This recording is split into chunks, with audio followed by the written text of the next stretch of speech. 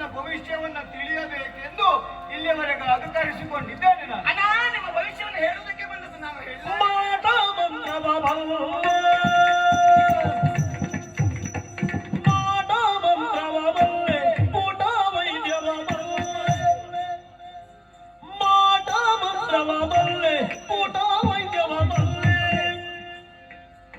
ಎಷ್ಟು ತಪ್ಪದ ಹಾಗೆ ಕಡಿಯೇಳುವೆ, ಎಷ್ಟು ತಪ್ಪದ ಹಾಗೆ ಕಡಿಯೇಳುವೆ.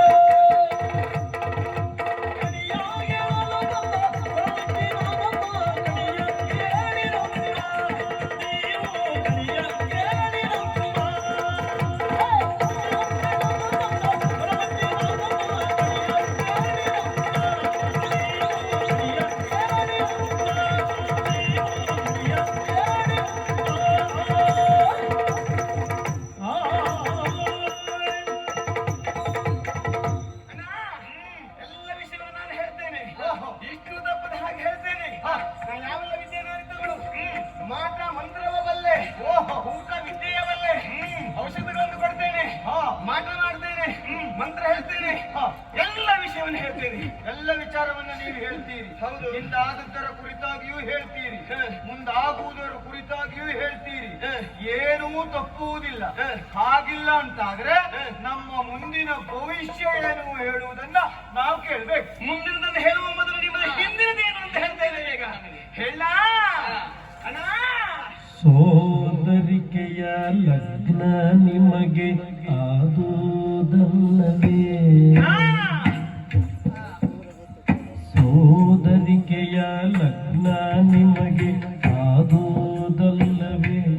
ಮಾವ ಮೇದಿನಿಯನು ಕೊಟ್ಟುವನಕ್ಕೆ ಓದುವುದಿಲ್ಲವೇ? ಮೇದಿನಿಯನು ಕೊಟ್ಟುವನಕ್ಕೆ ಓದುವುದಿಲ್ಲವೇ? ಆದರೇನು ತಿರಿದು ದಿನದಿ ಭಾವನಿಂದಲೇ, ಆದುದೇನು ತಿರಿದು ದಿನದಿ ಭಾವನಿಂದಲೇ.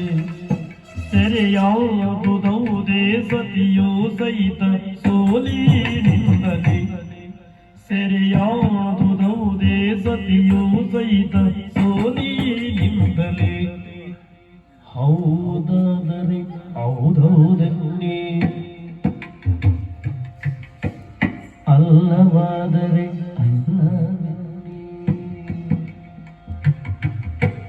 ಹೌದಾದರೆ ಹೌದೌದನ್ನೇ, ಅಲ್ಲವಾದರೆ ಅಲ್ಲವೆನ್ನೇ.